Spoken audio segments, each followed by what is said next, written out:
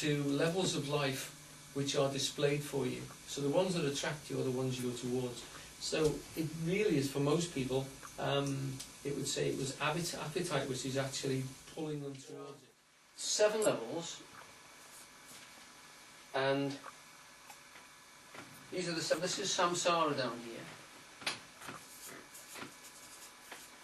which we would translate from Halliday's works as the wheel of life, or as Leary calls it, the wheel of blood, because this is the life in a body which is attached. There are 7 levels, including appetites which are recognized by animal-headed beings.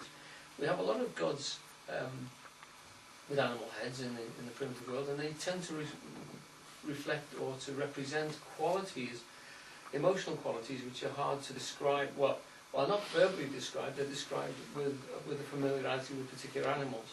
So that the particular desire to be born into a sexual situation would involve shown as a being with the head of a dog, etc. But there are also beings who are hungry ghosts, people who are purely appetible, addictive types, we call them nowadays. There are also some good beings. There are 2 levels which are above the normal human, and there are 4 levels which are below. And these levels are considered to be attracting you, rather like watching films and being drawn into them.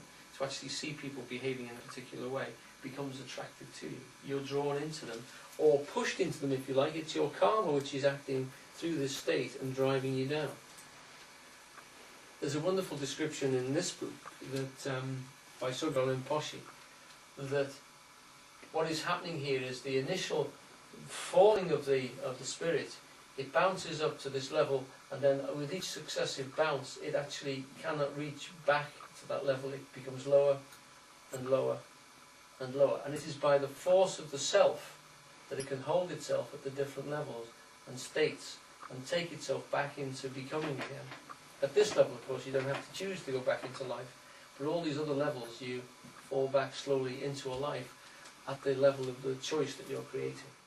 Why in some countries the monks will go out to traffic accidents and stuff, to be there while people die, and they're there to do the... I haven't got many quotes from this book, because it isn't such a historical document as the other ones which I've used. That's very practical, that one. But this is a beautiful book, and it's called The Tibetan Book of Living and Dying by Thodol Rinpoche, and it's lovely. It gives a wonderful description of meditation, gives a wonderful description of the simple state. I mean, one of the things it says about these states are that an awakened human being should demonstrate compassion, generosity, and humour. Now, I know what he's talking about, but most people wouldn't recognise humour amongst those, I don't think. But that they should actually be witty, they should have childlike innocence and playfulness, It's part of this process here, that this life is just as much a dream as those. We think it's real, and it is terribly enmeshing, but it's only a game. I was very lucky to get to Samuel early on when there were some really good guys. There was a fellow called Chungpa who really shook me, because I'd not long met Halliday. I met Halliday in 71, and I met this guy in 72, and he was also crippled on his left side, and he was brilliant to chat to. He just had a stroke or a car accident, I think, I can't remember which. Now, Chungpa died in 87, the same as Halliday. But he drank himself. I learned subsequently that he drank himself to death. But that his students thought he was wonderful. They still followed him. There's a whole thing on the net about him, actually. Yeah, Chungpa. Now, he was a tulku. Now, tulkus are a process of the wonderful thing about the Tibetans. They have a very direct thing about it. Okay, so there's reincarnation. Well, okay, well, we must all be reincarnating all the time. So let's get it sorted out, and let's work out how it happened. And the tulkus are literally these guys who are a force coming through nature, which constantly re-embeds itself in human beings. And not only that, but when one is dying, there are certain processes that you can go through and find out where the next one's going to be. And they have a...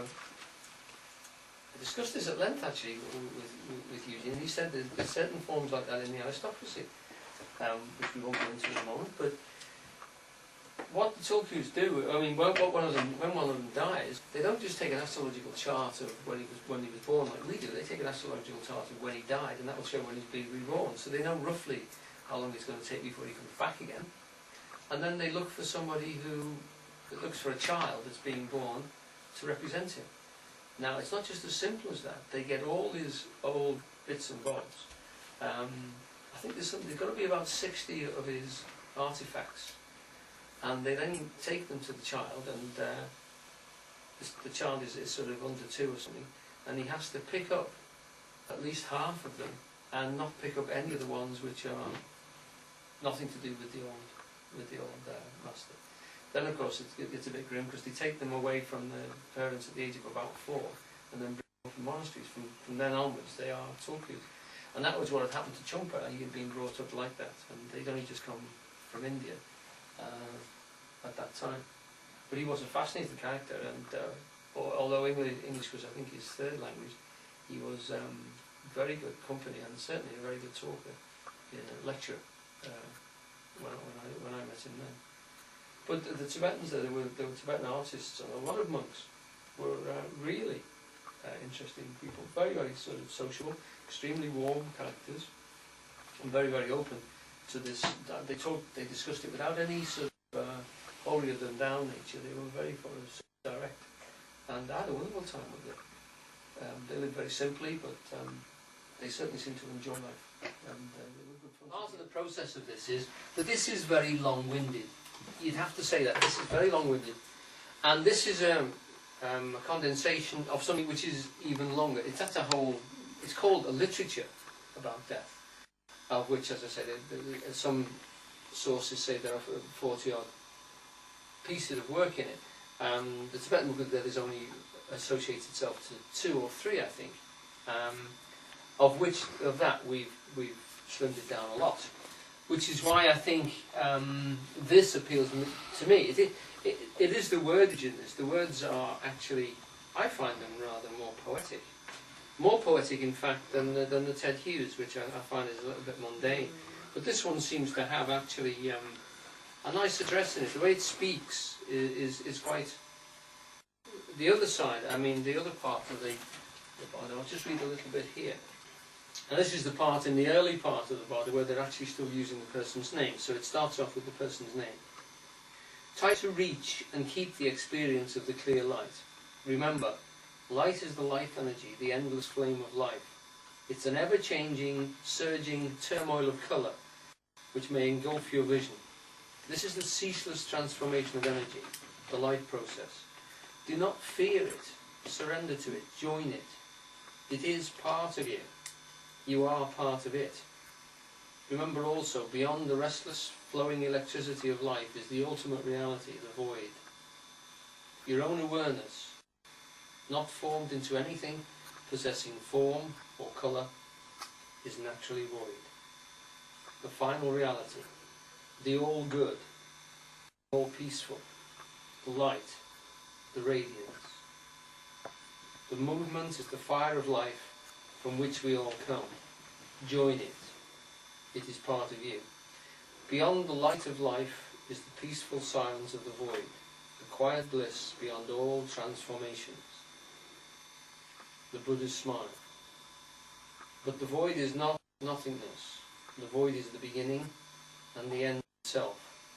Unobstructed, shining, thrilling, blissful, diamond consciousness. The all good. Okay? So that's got quite a... Considering that the other one is a major poet, I think this has got far more sort of... Well, it moves me more strongly and more powerful. And also it describes things into a European state. Instead of the different gods, it talks about the eternal unity of things, the magic theatre, the retinal circus, the actual flow of light patterns on the eye, and how this is fascinating and sort of engrossing. It's a thing which Halley sometimes used to call the coat of many colours.